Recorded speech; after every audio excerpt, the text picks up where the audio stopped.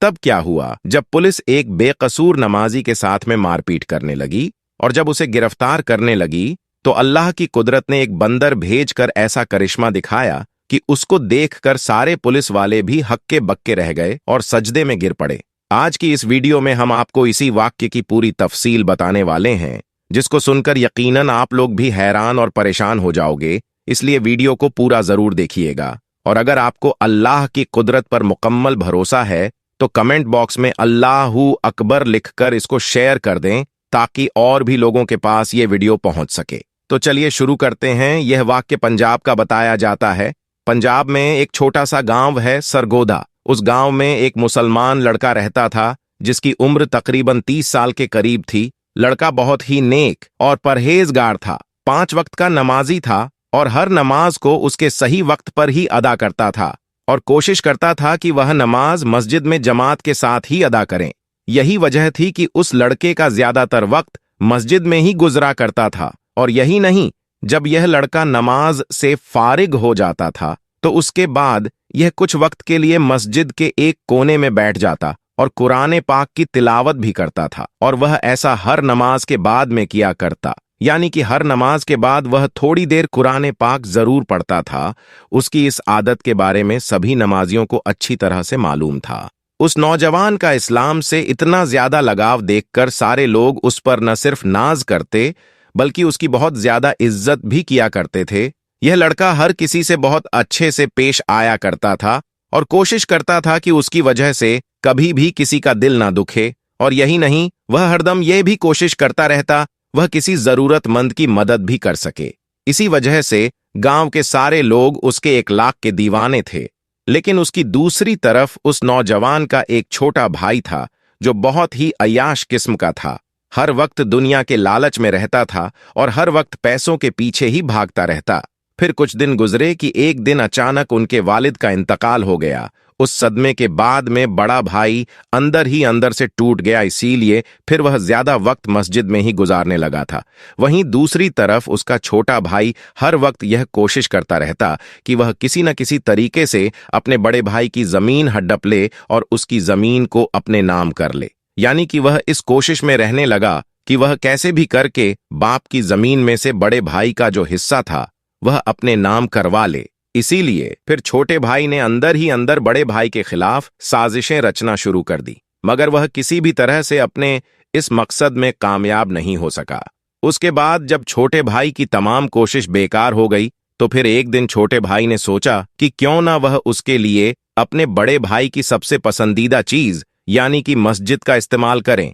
इसीलिए फिर वह सोचने लगा कि वह अपने बड़े भाई को मस्जिद के ही किसी काम में फंसवा दे। और छोटे भाई ने एक प्लान बनाया कि वह किसी न किसी तरह से अपने बड़े भाई को मस्जिद की चोरी में फंसा दे, जिससे वह मस्जिद में जाने से रुक जाए।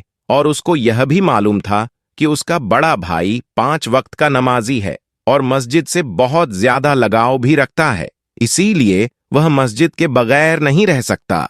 इसी वजह से छोटे भाई ने सोचा कि अगर वह अपने बड़े भाई को मस्जिद में जाने से रोक देता है तो फिर वह उसके बदले में जमीन का मुतालबा कर सकता है और यकीनन बड़ा भाई नमाज और मस्जिद को अहमियत देते हुए उसकी वह अपनी जमीन दे देगा। फिर छोटे भाई ने एक मंसूबा तैयार किया। जमीन हासिल करने के लालच ने छोटे भाई को अंधा कर दिया था, इसलिए उस बदबख्त ने रात के अंधेरे में मस्जिद का कुछ कीमती सामान चुरा लिया, यानी उसने चोरी कर डाली। उसने मस्जिद का कुछ कीमती सामान उठाया और अपने घर ले आया और चोरी किए हुए सामान को उसने अपने घर में एक खुफिया जगह पर छुपा दिया और फिर पुलिस वालों के पास में जाकर अपने भाई पर इल्जाम लगा दिया और कहने लगा कि हमारी मस्जिद में जो चोरी हो गई है और मस्जिद का सामान चुराने वाला और कोई नहीं बल्कि इसका ही बड़ा भाई है। उधर दूसरी तरफ बेचारे बड़े भाई को इसके बारे में कुछ नहीं मालूम था। वह वैसे ही मस्जिद में जा रहा था और सच्चे दिल से अल्लाह की इबादत कर रहा था और वैसे ही अल्लाह के सामने गिड़गिड़ाकर दुआएं भी मांगता था। वह अपनी हर दुआ में कहता कि ए अल्लाह, मुझे हर मुश्किल से निजात दे। अगर मैं कभी किसी बड़ी मुसीबत में फंस जाऊं तो मेरी मदद फरमाना। बड़ा भाई हर नमाज के बाद यह दुआ जरूर किया करता था। जैसा कि हमने आपको पहले ही बताया है कि चोरी के बाद में छोटे भाई ने उसका इल्जाम बड़े भाई पर लगा दिया था। इसीलिए अगले रोज बड़ा भाई नमाज के लिए मस्जिद की तरफ जा रहा था तो पुलिस वाले उसको ढूंढते ढूंढते उसके पास आ पहुंचे और मस्जिद के दरवाजे पर पहुंचकर पुलिस के लोगों ने उस नौजवान से कहा कि तुम्हें गिरफ्तार किया जाता है। तो यह सुनकर बेचारा बड़ा भाई बहुत घबरा गया और पुलिस वालों से पूछने लगा कि मैंने क्या किया है, मेरी क्या गलती है, मेरा कसूर क्या है, मैंने क्या जुल्म किया है, आप मुझे क्यों गिरफ्तार कर रहे हैं? मेहरबानी आप मुझे मस्जिद के अंदर जाने दें, मुझे नमाज के लिए देर हो रही है। इस बार पुलिस वालों ने उसे बताया कि तुम पर मस्जिद का कीमती सामान चोरी का इल्जाम है, इसलिए हम तुम्हें गिरफ्तार करते हैं। यह सुनकर बेचारा वह बड़ा भाई हक्का बक्का रह गया और सोचने लगा कि यह कैसे मुमकिन है और उस पर यह इल्जाम किसने लगाया होगा।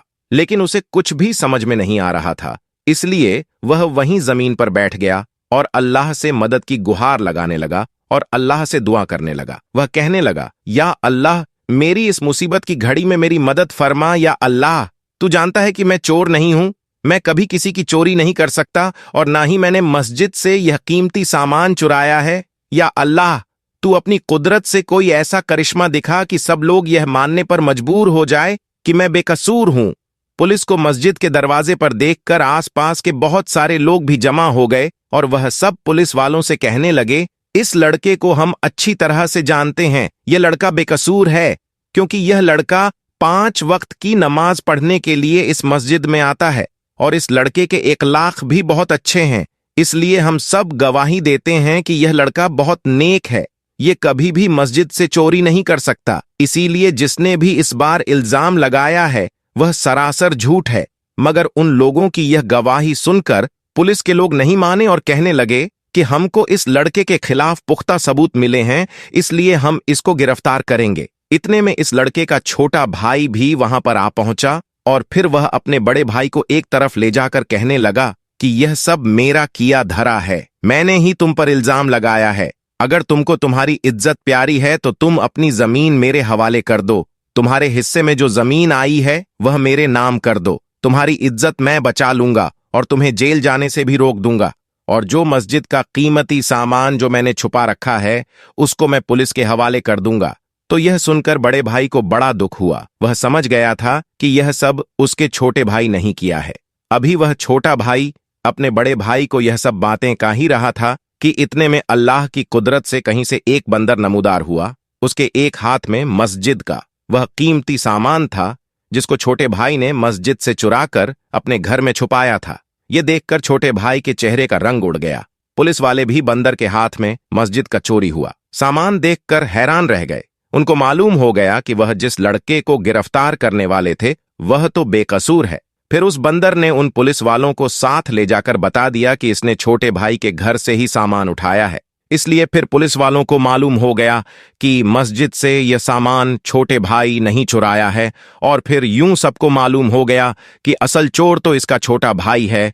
पुलिस वालों ने छोटे भाई को गिरफ्तार कर लिया और जब उससे पूछताछ हुई तो फिर ये सारी बातें छोटे भाई ने पुलिस वालों को बता दी। इधर वह बड़ा भाई अल्लाह के सामने सजदे में गिरकर अल्लाह ताला का इस बात के लिए शुक्र अदा करता रहा कि ऐन मौके पर अल्लाह ने एक बंदर भेजकर उसकी किस तरह से मदद की है और इस तरह से पूरे गांव वालों को उसकी बेगुनाही का सबूत मिल जाता है। यह देखकर सबका अल्लाह पर भरोसा और भी ज्यादा मजबूत हो जाता है। आपको आज का यह वाक्य कैसा लगा हमें कमेंट बॉक्स में जरूर बताइएगा। और इसी तरह का एक और वाक्य अब्बास नाम के एक शख्स के साथ पेश आया। उसका एक मेडिकल स्टोर था। अब्बास ने अपनी जिंदगी का एक ऐसा वाकया सुनाया जिसको सुनकर आप भी हैरान रह जाएंगे। अब्बास बचपन से ही नेक और दीनदार इंसान था। पंजगाना नमाज के अलावा तहज्जुद, गुर्जर और तिलावत ए कुरान में ज्यादातर वक्त बिताया करता था। बामर्तबा सारी सारी रात नवाफिल अदा करता, रोजे नमाज, जकात का पाबंद था। उम्र गुजरती गई और अब्बास ने शादी नहीं की। घर वाले उस पर शादी का दबाव बनाने लगे। इस सूरत हाल और घर वालों के दबाव में आकर अब्बास को बिल आखिर शादी का फैसला करना पड़ा और अब्बास ने शादी कर ली। शादी के बाद अब्बास की जिंदगी एकदम बदल गई। अब रातों की इबादत आहिस्ता आहिस्ता कम होती गई और खासकर जैसे रमजान में ही ऐसा होता है, तहज्जुद भी छूट गई और नमाजों में भी कमी आने लगी। और एक वक्त ऐसा आ गया कि 5 नमाजों में गफलत होने लगी और फिर अब्बास अचानक मुश्किलात में घिर गया मेडिकल स्टोर की आमदनी कम हो गई और कर्ज पर कर्ज चढ़ने लगा। अब्बास की जिंदगी खुशहाल थी, वह बुरी तरह से मुतासिर हो गई, हर वक्त टेंशन में रहने लगा। इस दौरान एक दिन एक शख्स मेडिकल स्टोर पर दवाई लेने आता है। अब्बास उस वक्त इस कदर परेशानी में था कि उसने उसे गलत दवाई दे दी, जिसकी वजह से वह शख्स मरते मरते बचा और उसने अब्बास पर केस कर दिया, जिसके बाद उसकी दुकान सील हो गई और उसका कारोबार पूरी तरह से बंद हो गया। इसी दौरान अब्बास के वालिद की भी तबीयत खराब होने लगी और अब्बास ने अब तक जो कुछ भी कमाया था वह सब वालिद के इलाज पर खर्च कर दिया। इसी सूरत हाल को देखकर उसकी बीवी भी उसे छोड़कर चली गई। अब अब्बास के पास कुछ भी नहीं बचा था और अब्बास पूरी तरह से जिंदगी से मायूस हो गया था। एक दिन अब्बास सहन ने अपनी मां की गोद में सर रखकर रो रहा था और सोच रहा था कि उसके साथ आखिर ऐसा क्यों हो रहा है। तभी अचानक उसकी नजर अलमारी पर पड़ी जहां कुरान पाक रखा हुआ था। उसको फौरन झटका लगा और समझ में आ गया कि उससे क्या भूल हुई है।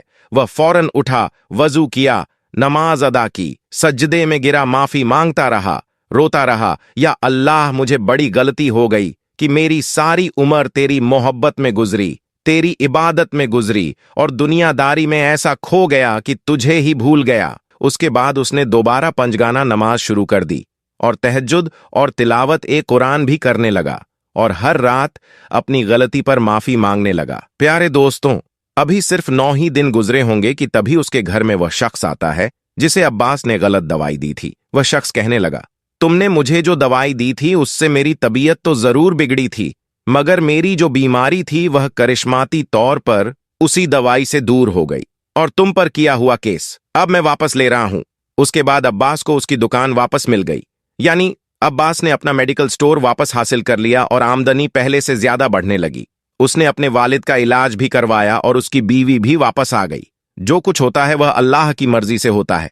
अगर कुछ नहीं हो रहा है जो अल्लाह की मर्जी से हो रहा है और अगर कुछ बुरा हो रहा है तो यह हमारे गुनाहों की वजह से हो रहा है, तो हर इंसान को चाहिए कि वह हर वक्त अपने गुनाहों की माफी मांगता रहे, हर वक्त अस्तगफर करता रहे और नमाज की पाबंदी करता रहे।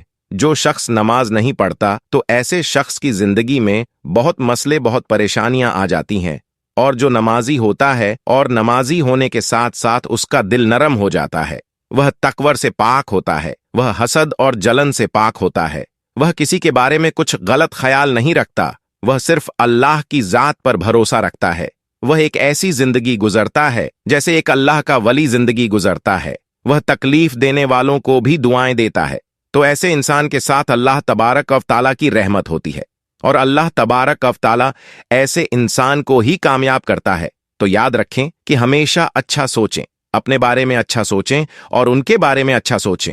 जो अपने लिए पसंद करो वही दूसरों के लिए भी पसंद करो, और जो जैसा गुमान करता है अल्लाह उसे वही आता फरमाता है। ऐसे तो हराम पैसे से इतने लोग कमाते हैं, करोड़ों कमाते हैं, लेकिन उसमें बरकत नहीं होती, उसमें सुकून नहीं होता। ऐसे लोगों को उन पैसों का कोई सुकून नहीं मिलता। उनका पैसा जैसे आता है वैसे ही खत्म हो जाता है। तो आप अगर दुनिया और आखिरत में कामयाब होना चाहते हैं तो 5 वक्त की नमाज के साथ अपने कुरान करीम को भी पढ़ना है। अगर कुरान नहीं आता तो आप उसे सीखें, अगर वह भी नहीं आता तो आप उसका तर्जुमा ही सही से पढ़ लीजिए।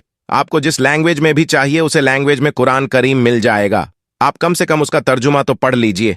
अपने गुण अच्छे रखो, अपने गुनाहों से माफी मांगते रहा करो। अल्लाह ताला बरहा रहीम हो करीम है। आज की इस वीडियो में था बस इतना ही। मस्जिद इस्लामी वीडियो हासिल करने के लिए अल्लाह की शान चैनल को सब्सक्राइब कर दें और साथ में मौजूद घंटी के आइकॉन को क्लिक कर दें। शुक्रिया।